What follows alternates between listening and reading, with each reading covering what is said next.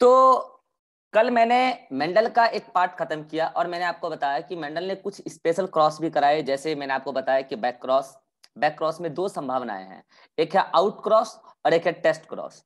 Out cross मतलब मैंने trick भी बता दिया था कि जब आप F1 ऑर्गेनिज्म का, F1 क्या बेसिकली वो हेटेरोजाइगस है जिसका डोमिनेंट फिनोटाइप आपको पता है लेकिन उसका आप जीनोटाइप नहीं पता है, तो आप उसका क्या करोगे, जीनोटाइप पता करोगे। कैसे? तो आप आउट क्रॉस भी कराए और टेस्ट क्रॉस भी कराए। आउट क्रॉस से आपको कुछ नहीं पता चला, आपको पता चला टेस्ट क्रॉस से। तो ये एक बड़ा यूनिक टेस्ट। वैसे देखो टेस्ट क्रॉस का एक तो यही एप्लीकेशन है कि आप किसी भी हेटेरोजाइगस का जीनोटाइप पता कर सकते हो, लेकिन इसका और भी एप्लीकेशन है जो हम आपको इस चैप्टर में आगे बताने वाले हैं। ठीक है, ये पहली बात। दूसरी बात कि फिर मेंडल ने रेसिप्रोकल क्रॉस कराया और मेंडल को रेसिप्रोकल क्रॉस में कहीं पे ऐसा नहीं लगा कि रिजल्ट चेंज होता है। और इसका कारण यह था कि मेंडल जिस करैक्टर की स्टडी कर रहे थे उसका जीन न्यूक्लियर जीन था, ना कि साइटोजीन या फिर सेक्स क्रोमोसोम वाली जीन भी नहीं थी, न्यूक्लियर ऑटोसोमल जीन था, इसलिए रिजल्ट चेंज नहीं हो रहा था। बाद में कई सारे एक्सेप्शन इसके देखने को मिल गए, साइटोप्लाज्मिक इनहेरिटेंस आ गया, बाद में सेक्स लिंकेज जैसा कंसेप्ट आ गया, तो बाद में रेसिप्रोकल क्रॉस का एक्सेप्शन के तौर पर कई कंसेप्ट हमको देखने को मिले। ठीक है, इतना सब कुछ पढ़ा आपने, लेकिन जो भी हो आज के डेट में आप जो कुछ भी बोल लो कि मेंडल का वर्क ऐसा है वैसा है, बढ़िया है, खराब है, बहुत बढ़िया है, जो भी बोल लो, मेंडल के बिना कुछ भी नहीं है।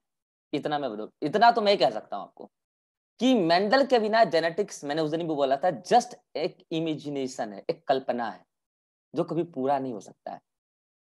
अब बता रहा हूं उसका कारण क्या है। देखो आज की डेट में जब तुम जेनेटिक्स पढ़ोगे, हायर क्लासेस में पढ़ोगे, अभी भी जैसे ये चैप्टर पढ़ोगे, फिर मॉलिक्यूलर बेसिस ऑफ इनहेरिटेंस पढ़ोगे, बायोटेक्नोलॉजी पढ़ोगे, तो आपको ऐसा लगेगा कि मेंडल के हर बात का एक्सेप्शन है आज की डेट में, क्योंकि हम साइंस बहुत आगे बढ़ा चुके हैं। तो आज की डेट में मेंडल के हर स्टेटमेंट का एक्सेप्शन है। तो फिर क्या मेंडल की बातें गलत है? गलत नहीं है।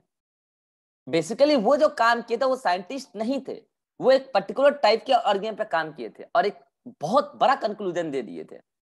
तो इसलिए आज उनकी हर बात का एक्सेप्शन हमें मिलता है। लेकिन फिर भी आज की डेट में भी, भले ही हम साइंस को कितना आगे बढ़ा लिए हों, आज की डेट में भी विदाउट मेंटल जेनेटिक्स कुछ भी नहीं है। और उसका कारण क्या समझो। आज हम क्या बात करते हैं कि एक जीन कहां है लोकेटेड, क्रोमोसोम पर, डीएनए पर। एक जीन एक से अधिक करैक्टर भी बनाता है, एक करैक्टर एक से अधिक जीन से भी बनता है। हम जीन को निकाल सकते हैं, हम जीन के फंक्शन को चेंज कर सकते हैं जेनेटिक इंजीनियरिंग में, बायोटेक्नोलॉजी में। एक बात बताना यार, आप बड़ी बड़ी बातें कर रहे हो, हम जीन निकाल सकते हैं, हम ये कर सकते हैं, हम वो कर सकते हैं। सबसे पहले इसकी बातें किया कौन था? सोच कर देखो। आज आप जिस जीन को निकाल लेने की बात करते हो और आप कहते हो कि हम चेंज कर देंगे जीन, वहां से नया जीन लगा देंगे, उसको निकाल के इसमें डाल देंगे, उसमें डाल देंगे, करेंगे सब बायोटेक में। ये सबसे पहले इस बात का एक्सप्लेनेशन दिया किसने कि कुछ फैक्टर होता है जो कैरेक्टर को रेगुलेट करता है, एक्सप्रेस होता है। इस बात का स्टार्टअप तो मेंडल ने ही किया है, उससे पहले तो कोई नहीं किया था। आज मेंडल ने ऐसा बोल के गया, तब तो आज आप उसकी बातों को, फैक्टर को जीन बनाए, जीन को आज आप आइसोलेट कर रहे हैं, उसका फंक्शन स्टडी कर रहे हैं। मींस विदाउट मेंडल कुछ भी नहीं है। आज भी आप पहले वही पता करते हो ना कि इस जीन का क्या फंक्शन है, ये फंक्शन किस जीन से रेगुलेट हो रहा है, तब ना आप उसको वहां से मॉड्यूलेट करते हो। करेंगे सब काम हम बायोटेक में करेंगे। सोच के देखो, विदाउट मेंडल तो कुछ भी नहीं था। और मैं कह रहा हूं ना कि आज के डेट में हम जो कुछ भी नया करते हैं, जेनेटिक्स में करें, बायोटेक्नोलॉजी में करें, जेनेटिक इंजीनियरिंग में करें, मॉलिक्यूलर बायोलॉजी में करें, जो कुछ भी हम नया करते हैं अगर जेनेटिक्स से रिलेटेड, तो पहले मेंडल के वर्क को आइडियल मानते हैं और तब उसमें कुछ नया करने को हम सोचते हैं। इतना शानदार काम हुआ मेंडल का। तो अब मन में आता है, ये बोर्ड के एग्जाम में भी आता है, नीट के एग्जाम में भी आता है, आखिर मेंडल के सक्सेस का, इतना बड़ा सक्सेस मेंडल को मिला, मेंडल के सक्सेस का कारण क्या रहा? अरे बहुत एनसीईआरटी में भी दे रखा है, रीजन फॉर मेंडल सक्सेस। इससे पहले मैंने आपको बताया था, याद हो, reason for hiddenness of Mendelian work. वो फेल्योर का कारण नहीं था, हिडननेस। मेंडल कभी फेल ही नहीं हुए और मेंडल को फेल होने का डर भी नहीं था, ना तो सक्सेस ना तो फेल्योर उसको चाहिए था, वो तो साइंटिस्ट थे ही नहीं, मैंने पहले बताया आपको। लेकिन उनकी काम, उतनी बड़ी काम हिडन रह गई, इसका कारण क्या रहा? तो मैंने आपको पहले बताया था, कई सारे स्टेटमेंट याद हो अगर आपको। आज मैं आपको बता रहा हूं कि मेंडल के सक्सेस होने का कारण क्या रहा। हालांकि कुछ कारण हिडननेस और सक्सेस का कॉमन कारण है, आपको जानकर ताज्जुब होगा, अभी बताता हूं। तो सबसे पहले सक्सेस का एक जो सबसे बड़ा कारण माना जाता है, सबसे बड़ा कारण, कि मेंडल ने पी प्लांट का सिलेक्शन किया अपने स्टडी के लिए। मैंने आपको उस दिन भी बोला था जिस दिन मेंडल का वर्क में स्टार्ट कर रहा था, कि मेंडल ने स्टार्टिंग में पहले कई सारे ऑर्गेनिज्म को लाया था, डॉग को लाया था एनिमल में, कई सारे और दूसरे प्लांट को लाया था, टोबैको पे भी ट्राई किया था। फिर मेंडल को लगा P plant is the best. क्यों लगा? तो मैंने इसका कारण भी आपको बताया था। पी प्लांट का लाइफ साइकिल इजी होता है, कल्टीवेट करना इजी होता है, सेल्फ पोलिनेटेड प्लांट है, अगर क्रॉस पोलिनेशन कराना चाहिए तो वो भी इजी है। फिर मैंने कहा था कि मेंडल जो है जैसे मेंडल का जो ये टाइम ड्यूरेशन था प्लांट को ग्रो करने का, उनको लगा कि पी प्लांट में 2 से 3 महीना में काम हो जाता है, ये सबसे बढ़िया है। इन कारणों से उन्होंने पी प्लांट को सेलेक्ट किया और यही उनके कारण सक्सेस का सबसे बड़ा कारण बना। पी प्लांट में कई सारे कॉन्ट्रास्टिंग कैरेक्टर होते हैं, एट अ टाइम कई सारे कैरेक्टर आपको देखने को मिलते हैं। इन सब कारण से मेंडल की स्टडी बहुत ज्यादा पॉपुलर हो गई, बहुत ज्यादा इजी भी हो गई, एक कारण। दूसरा, use of mathematics and statistics. अब आप बोलेंगे सर ये कारण तो मेंडल के हिडननेस का भी था, बिल्कुल था। उस समय के साइंटिस्ट मेंडल के रिजल्ट को, मेंडल के वर्क को जो मैथमेटिकल फॉर्म और स्टैटिकल फॉर्म में था, उस समय के साइंटिस्ट नहीं समझ पाए इस बात को, क्योंकि बायोलॉजी की फील्ड में मैथमेटिक्स स्टैटिस्टिक्स बिल्कुल नया था उस टाइम। लेकिन आज की डेट में बायोलॉजी की फील्ड में मैथमेटिक्स स्टैटिस्टिक्स तो कॉमन है। अगर आपको थोड़ा बहुत मैथमेटिक्स स्टैटिस्टिक्स का ज्ञान नहीं है तो फिर बायोलॉजी में रिसर्च वगैरह तो एटलीस्ट नहीं कर सकते आप। रिसर्च वगैरह के आपको थोड़ा बहुत मैथमेटिक्स स्टैटिस्टिक्स जानना ही पड़ेगा, तब जाके आप कुछ डाटा वगैरह कलेक्ट कर सकते हैं। आप लोग अगर कभी रिसर्च करोगे तो आपको पता चलेगा रिसर्च के लिए कई सारी उसकी प्रोटोकॉल्स होती है। आप डाटा कहीं चुरा के नहीं ला सकते, कॉपी पेस्ट नहीं कर सकते। अगर आपको अपना रिसर्च आर्टिकल पब्लिश करना है, अपना रिव्यू आर्टिकल पब्लिश करना है, अपना बुक चैप्टर पब्लिश करना है, तो आप डाटा कॉपी पेस्ट नहीं कर सकते। रिव्यू आर्टिकल में तो फिर भी कर सकते हैं, रिसर्च आर्टिकल में नहीं कर सकते। तो आपको मैथमेटिकल नॉलेज होना चाहिए, तब जाके आप कुछ कर पाएंगे। तो ये चीजें उस टाइम तो ये सब चीज था ही नहीं, मेंडल तो साइंटिस्ट थे भी नहीं, और वो कोई अपना research article review article publish भी नहीं किए। वो तो बाद में नागेली के कहने पे उन्होंने अपना वर्क को पब्लिश भी करा दिया एक आर्टिकल में, ठीक है। लेकिन उनको ये आइडिया नहीं था कि इसके लिए मैथमेटिकल नॉलेज जरूरी है। और उस टाइम बायोलॉजी की फील्ड में तो मैथमेटिक्स को यूज ही नहीं करता था, आज की डेट में तो कॉमन है। इसीलिए आज की डेट में जब लोगों को समझ में आया उनका डाटा, तो लोगों का दिमाग खनक गया कि जो चीज उन्होंने पेपर पे लिखा वही चीज फील्ड में देखने को मिला। थोड़ा सा माइनर चेंजेस, थोड़ा बहुत चलता है बायोलॉजी में माइनर चेंजेस, लेकिन लगभग वही रिजल्ट देखने को मिला जो मेंडल ने कॉपी पे लिख के पहले ही बता दिया कि ऐसा रिजल्ट आने वाला है। और जब उन्होंने फील्ड में जाके खेती किया, मतलब प्लांट को कल्टीवेट किया, रिजल्ट सेम है। सोच कर देखो कितना गजब का दिमाग लगाया हुआ। तो ये है use of mathematics and statistics, इससे मेंडल का रिजल्ट एक्यूरेट आता रहा। नेक्स्ट, मेंडल ने, याद करो मैंने कहा था कि मेंडल ने स्टार्टिंग में पहले 34 कैरेक्टर को स्टडी करना चाहा, फिर 22, फिर फाइनली घटाकर उन्होंने 7 कैरेक्टर को लिया। सबसे खासियत ये रहा मेंडल का, मेंडल ने सबसे पहले मोनोहाइब्रिड क्रॉस कराया, पूरा सारा मोनोहाइब्रिड क्रॉस का स्टडी कराया, फिर मेंडल ने डायहाइब्रिड कराया, फिर ट्राइब्रिड कराया। मेंडल ने पहले ऐसा नहीं किया कि पहले डायहाइब्रिड या पहले ट्राइब्रिड। मेंडल के सक्सेस का एक बड़ा कारण यह माना जाता है कि मेंडल ने मोनोहाइब्रिड क्रॉस कराया। एट अ टाइम पहले उन्होंने एक ही कैरेक्टर का स्टडी किया, बाद में उन्होंने डायहाइब्रिड भी किया, ट्राइब्रिड भी किया, लेकिन एट अ टाइम ऐसा नहीं कि 7 कैरेक्टर को एट अ टाइम स्टडी करे। इससे पता है स्टडी कॉम्प्लेक्स होती है, आप लोगों की तरह बेवकूफी करते हैं कई लोग। एट अ टाइम फिजिक्स के भी दो चैप्टर खोल लिए हैं, बायोलॉजी के भी 3 चैप्टर खोल लिए हैं, केमिस्ट्री के भी 3-4 चैप्टर खोल लिए हैं, पढ़ रहे हैं, कोई सा भी नहीं। अरे भैया एक चैप्टर में हाथ लगाओ, फिनिश करो उसको। चाहे फिजिक्स का चैप्टर है, हाथ लगाया मैग्नेटिक फील्ड को, पहले मैग्नेटिक फील्ड कंप्लीट होगा तब हीट को हाथ लगाएंगे। आपको तो क्या उधर मैग्नेटिक फील्ड भी देख रहे हैं, इधर हीट भी देख रहे हैं, इधर जेनेटिक्स भी चल रहा है, उधर फिजियोलॉजी भी चल रहा है, प्लांट फिजियोलॉजी, एनिमल फिजियोलॉजी, सब आंख के सामने खुल के बैठ गया। एक समय बैठिए, एक चीज को पढ़िए 2 घंटा, फिर दूसरा चीज में हाथ लगाइए। यही मेंडल ने भी किया।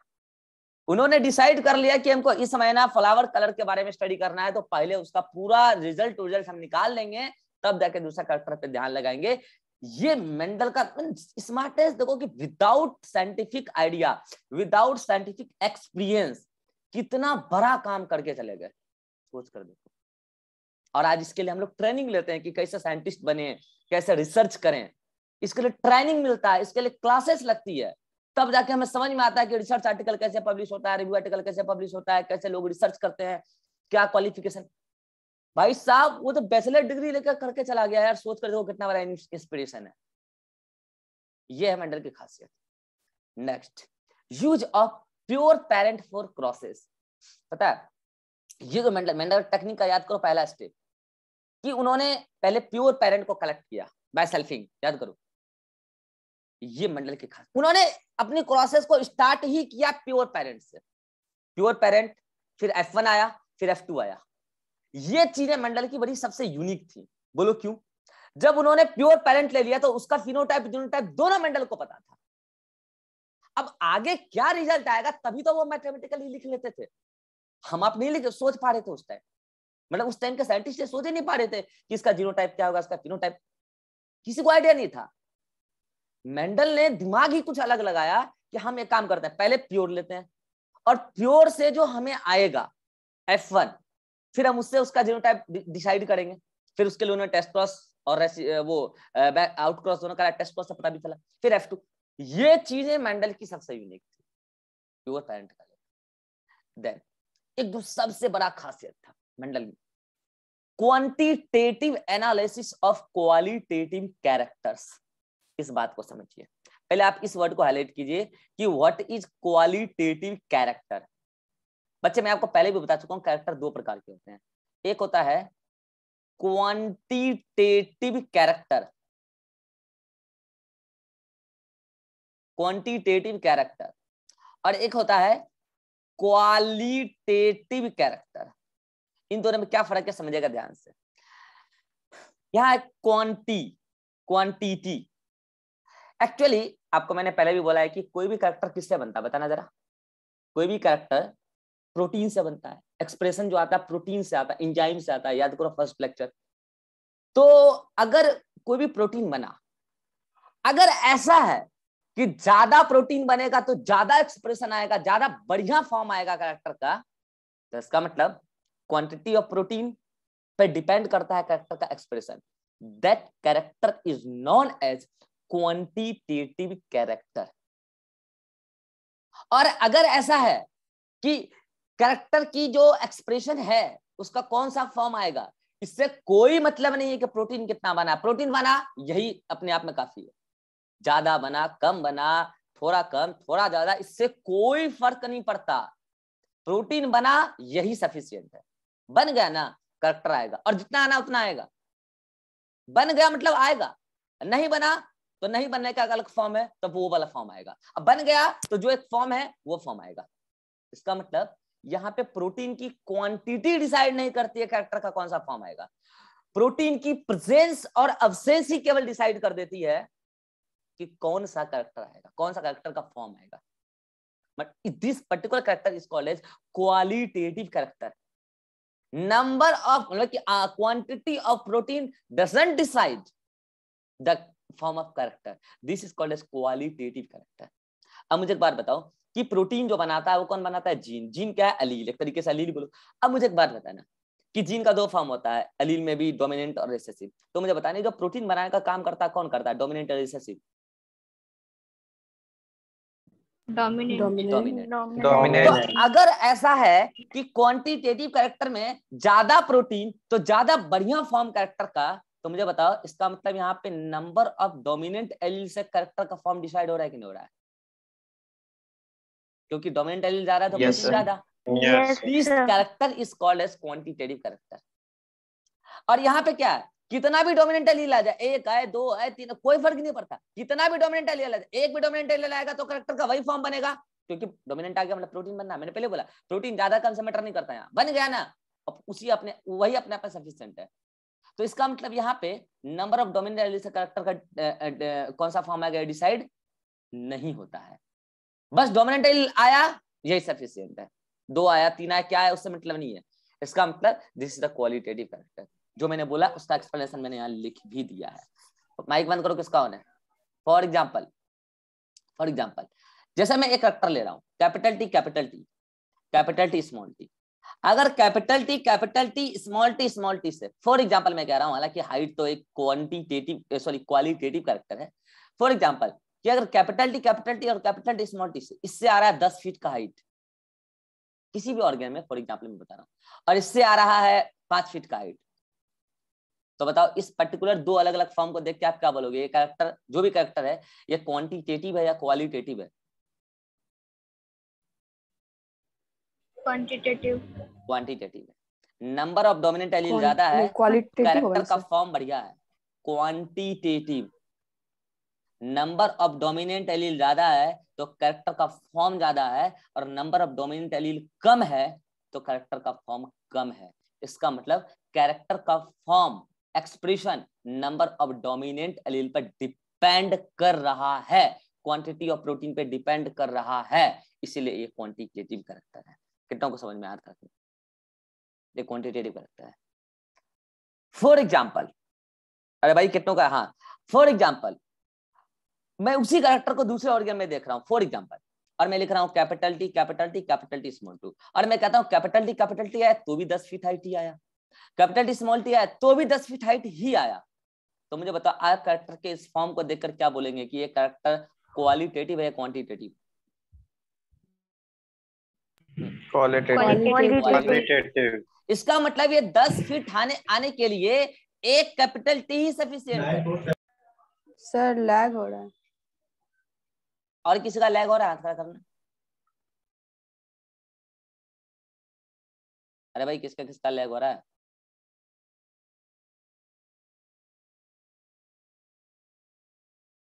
बस 2 लोगों का लैग हो रहा है, ठीक है, थोड़ी देर होल्ड करो, आपका नेटवर्क में शायद ऐसा प्रॉब्लम है, ठीक हो जाएगा, ठीक है। हाँ, तो मैं क्या कह रहा हूं कि नंबर ऑफ डोमिनेंट एलील पे यहाँ पे कैरेक्टर का फॉर्म डिपेंड नहीं कर रहा है। तो ये क्या है, क्योंकि आप देखो ना, इसका मतलब 10 फीट आने के लिए केवल एक कैपिटल टी ही सफिशिएंट था, एक कैपिटल टी से जितना प्रोटीन बनेगा उतना से ही 10 फीट आ जाना है। और ऐसा नहीं है कि 2 डबल टी आ गया तो ज्यादा प्रोटीन बन जाएगा तो 10 फीट से ज्यादा आएगा, नहीं। इसका मतलब 5 फीट कब आता होगा? जब स्मॉल टी रहता होगा ना, तो कोई प्रोटीन ही नहीं बनता होगा, तो प्रोटीन ही नहीं बनता होगा तो मिनिमम एक्सप्रेशन तो हर जीन का रहता है, तो 5 फीट आ जाता होगा। इसका मतलब यहाँ पे नंबर ऑफ डोमिनेंट एलील पर, आप इससे देखोगे, नंबर ऑफ डोमिनेंट एलील पे कैरेक्टर का फॉर्म डिपेंडेंट नहीं है। इसको बोलते हैं क्वालिटेटिव कैरेक्टर। क्वालिटेटिव और क्वांटिटेटिव कैरेक्टर कितनों को क्लियर हो गया? हाथ खड़ा करो, क्योंकि ये आगे भी काम आएगा। जल्दी से क्लियरिटी के साथ अगर समझ में आया हो तो ये आगे भी काम आएगा। चलो सभी को समझ में आ गया? आगे दिमाग खराब मत कर देना, अभी झूठा हाथ मत खड़ा करो सभी को। चलो सबका आगे। अब क्या है कि मेंडल ने क्या किया, इसको देखिए आप। मैंने पहले ही बोला कि मेंडल ने क्वालिटेटिव कैरेक्टर का स्टडी किया। कौन सा कैरेक्टर का? क्वालिटेटिव, यानी कि ये वाला या ये वाला, नीचे वाला कि ऊपर वाला? नीचे वाला। नीचे वाला, यानी कि टी प्लांट में कैपिटल टी होगा तो भी हाइट सेम होगा, और कैपिटल टी स्मॉल टी होगा तो भी हाइट सेम होगा, होता भी था, याद करो। लेकिन मेंडल ने स्टडी किया क्वालिटेटिव कैरेक्टर का, बट उसका एनालिसिस अलग चीज है, कैरेक्टर अलग चीज है, एनालिसिस अलग चीज है, बट उसका एनालिसिस उन्होंने क्वांटिटेटिव मैनर में किया। ये क्या, इसको समझिए। उन्होंने क्वालिटेटिव कैरेक्टर का स्टडी करने के लिए एक प्लांट नहीं उगाया, उन्होंने एक एक कैरेक्टर का स्टडी करने के लिए हजारों हजार प्लांट उगाया था। याद करो, मैंने बोला भी था आपको, एक एक रो में उन्होंने हजारों हजार प्लांट उगाया था, एक एक रो में। और तब जाके वो कैरेक्टर तो था क्वालिटेटिव, मगर वो एनालिसिस करते थे क्वांटिटेटिवली कि हाँ भाई हमारे रिजल्ट में कितना आया डोमिनेंट, कितना आया रिसेसिव, कितना इंडिविजुअल डोमिनेंट आया, कितना इंडिविजुअल रिसेसिव आया, तब तो वो रेशियो लिखते थे। और ये तो मेंडल को करना ही था। क्यों? क्योंकि मेंडल बायोलॉजी के फील्ड में यूज कर रहे थे मैथमेटिक्स और स्टैटिस्टिक्स। आपको पता है मैथमेटिक्स, स्टैटिस्टिक्स या फिजिक्स में जब हम कैलकुलेशन करते हैं तो कैलकुलेशन में एरर को मिनिमाइज करने के लिए, हम अपने डाटा को और अच्छा बनाने के लिए, अब तो बायोलॉजी में भी यूज करते हैं मैथमेटिक्स और स्टैटिस्टिक्स, तो धड़ल्ले यूज करते हैं। तो अगर हमको डाटा बढ़िया चाहिए तो हम अच्छे डाटा के लिए क्या करते हैं, 2-3 बार क्या करते हैं, हम लोग एक्सपेरिमेंट करते हैं, ताकि हमारा क्या, और उसका एवरेज लेते हैं। तो हमारा क्या होता है कि सैंपलिंग एरर अगर है भी थोड़ा बहुत तो मिनिमाइज हो जाता है। ये चीजें आज हम लोग करते हैं, ये चीजें सबसे पहले मेंडल ने सोचा था बायोलॉजी की फील्ड में। सोच कर देखो, उनका एनालिसिस क्वांटिटेटिव था, कैरेक्टर भले क्वालिटेटिव हो। आज के डेट में आप भी अगर केमिस्ट्री का प्रैक्टिकल करे होंगे, 11th-12th में भी करते होंगे, टाइट्रेशन करते हैं, एक ही एक्सपेरिमेंट को, टाइट्रेशन को 3-4 बार करते हैं। या आप 11th में अगर अच्छे स्कूल से पढ़े हो, सिंपल पेंडुलम का एक्सपेरिमेंट याद करो, तो क्या करते हैं, पेंडुलम, सिंपल पेंडुलम का जो भी है मूवमेंट, रोटेशन जो भी है उसका मूवमेंट, वो होता तो एक ही बार मूवमेंट है, पूरा एसएसएम करा दें, लेकिन उसी एक्सपेरिमेंट को हम 3 से 4 बार करके 3 से 4 डाटा निकाल के उसका एवरेज डाटा हम कॉपी पे लिखते हैं। क्यों लिखते हैं? हो सकता है किसी समय अगर हम नंबर 1 एक्सपेरिमेंट में जब हम करा रहे हो तो उधर से एयर का फ्लो ज्यादा हो, हमारा वेलोसिटी गड़बड़ हो गया हो, मे बी सेकेंड टाइम ठीक रहा हो, थर्ड टाइम भी ठीक रहा हो, थर्ड टाइम में थोड़ा सा गलत, तो उसका एक एवरेज आ जाता है हमारे पास, और जो एरर होता है वो एरर मिनिमाइज हो जाता है और हमें एक एक्यूरेट डाटा मिलता है। ऐसे ही अगर आप कभी भी आगे रिसर्च करोगे तो आपको पता चलेगा, आप कोई भी अगर आप बफरी बना रहे हो, सॉल्यूशन बना रहे हो, तो ऐसा नहीं है कि आप एक बार डिसाइड कर लिए कि हमें इतना एमएल ये डालना, उतना एमएल वो डालना, नहीं, ऐसा नहीं होता है। आपने 2-3 बार सेम टाइप का सॉल्यूशन बनाया और तब जाके आपको एक एवरेज वॉल्यूम आ गया कि हाँ ठीक है, इतना से इतना से इतना से इतना हो जाता है, ठीक है, तो हमें पता चल गया, तब जाके आप एक, तो ये जो क्वांटिटेटिव एनालिसिस का मतलब मैं समझा रहा हूं, क्वांटिटेटिव एनालिसिस का मतलब ये नहीं कि क्वांटिटेटिव कैरेक्टर, सैंपलिंग एरर को मिनिमाइज करने के लिए ज्यादा नंबर ऑफ प्लांट उन्होंने उगाया। जैसे आज आप ज्यादा नंबर ऑफ एक्सपेरिमेंट करते हो अपने एक्सपेरिमेंट में, एक्सपेरिमेंटल एरर को मिनिमाइज करने के लिए। ये मेंडल की सबसे खूबसूरत चीज थी। ये मैंने आपको 5 बातें बताई है और भी बातें मेंडल की, अगर आप हायर क्लास में पढ़ोगे, लेकिन ये 5 बातें मेंडल को यूनिक बना देती। हालांकि आज ये सब चीजों को हम लोग भी कॉपी करते हैं, कोई भी साइंटिस्ट कॉपी करते हैं ये सब चीजों को, यही तो चीज है, साइंस में होता है, कोई भी चीज बढ़िया करके गया तो उनको हम उससे सीखते हैं। This is the reason for success of Mendel. और इसकी वजह से आज मेंडल का, सोचो कब वो उनका डेथ हुआ, 1990 में उनका वर्ड रीडिस्कवर हुआ, और तब से लेके आज तक हम मेंडल मेंडल मेंडल मेंडल जगते हैं। 11th क्लास 12th क्लास में बच्चों को मेंडल के बारे में बता देते हैं, और वो बायोलॉजी का बच्चा है तो जिंदगी भर मेंडल को याद रखता है, कितना बड़ा काम करके गए। I think this is all about Mendelism. Mendelism में इससे ज्यादा आपको कोई नहीं पढ़ाता है, आपको मैंने ऑलरेडी बहुत पढ़ाया मेंडलिज्म में, ठीक है। और उम्मीद करते हैं कि आप मेंडलिज्म सीख चुके हैं, और अगर आप मेंडलिज्म सीख चुके हैं, अगर आपका यहां तक का पार्ट जेनेटिक्स का क्लियर है, तो जेनेटिक्स चैप्टर खत्म हो गया, क्योंकि इसके आगे कुछ भी ऐसा नया नहीं है।